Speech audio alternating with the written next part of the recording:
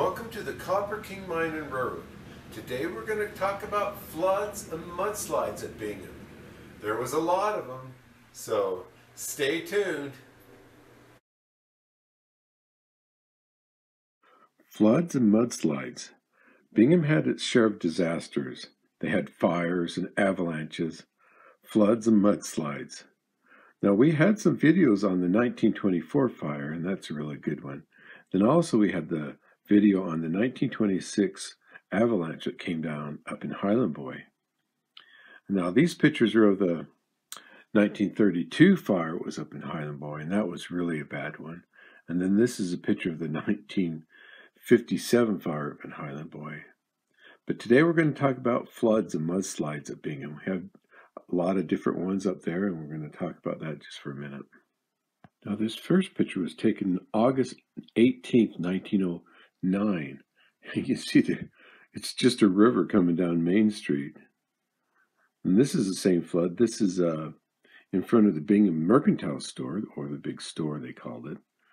And that's the same time, and you see the ladies out front just watching this water coming down the Main Street. Here's another flood coming down Main Street. And this was April 30th, 1925. Boy, look how much water's coming down out of there. And then here's some other pictures of mudslides, and you can see it just about buried the houses. Not sure where that was at in the canyon. And some other ones. And look at the damage done on this house right here. Man, they about took the whole house out. And this one is in the back of the house. You can see the mud's almost filled up to the top of the roof line there. And then just some other pictures of mudslides in the canyon. This is a boarding house that was over by the City Hall building right here. The mud came down in the back of it. This one's by a bridge foundation right here. This is a steel bridge, and then there's another one up the canyon. That's by a wood bridge. I think that might be the D-line bridge. That D-line bridge was half wood and half steel, so it's kind of unique up in the canyon.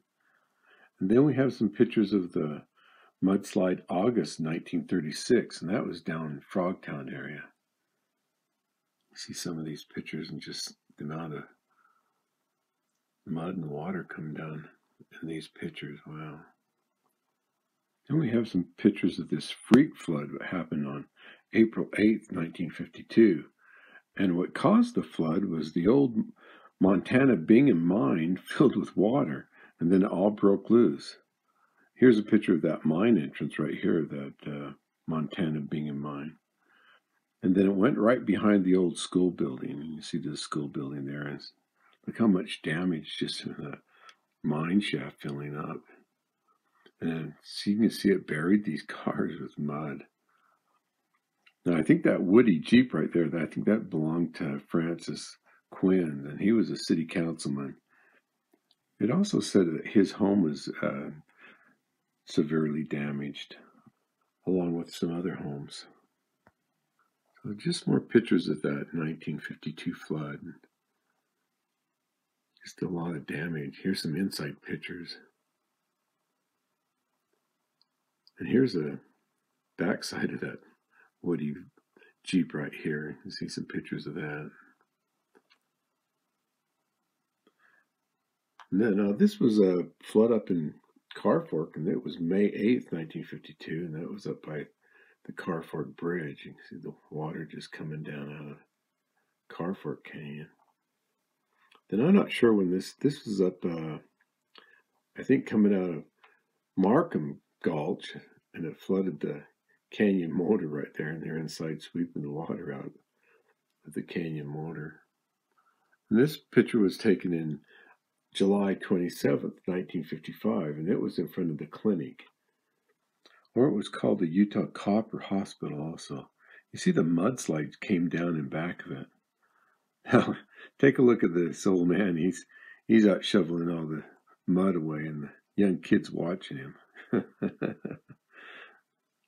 Anyway, we have quite a few pictures of that mudslide there by the clinic.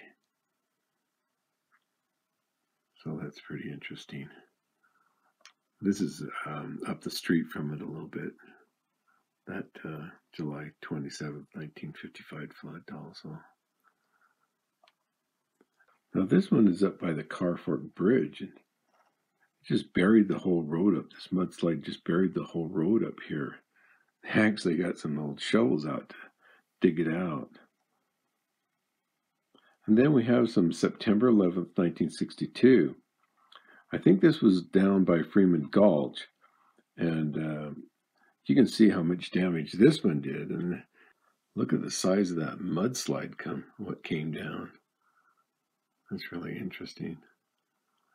Now this guy's looking out his window and the mud's filled up about halfway, and luckily it didn't break the window out.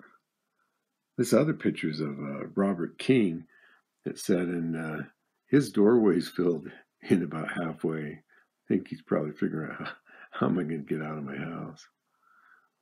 Anyway, just some other floods around Bingham.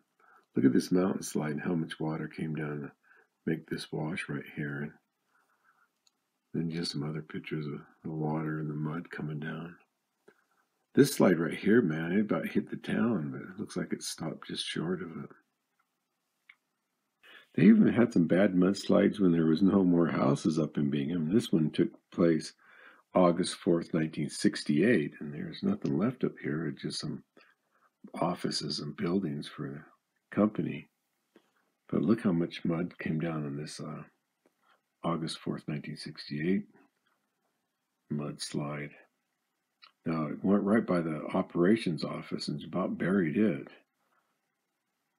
And this was just before the 2 tunnels on the Cross Canyon connection in Frogtown. Now, they said it was a slow-moving slide, this one was, and they was able to get some company vehicles out of the way, so that was good. A statement from the book Old Reliable by Lynn Bailey says, the canyon had endured fires and floods and snowslides, and after each disaster, the Binghamites pulled together and rebuilt their lives and property. Bingham was indeed old reliable. So that's the mudslides at Bingham Canyon Mine.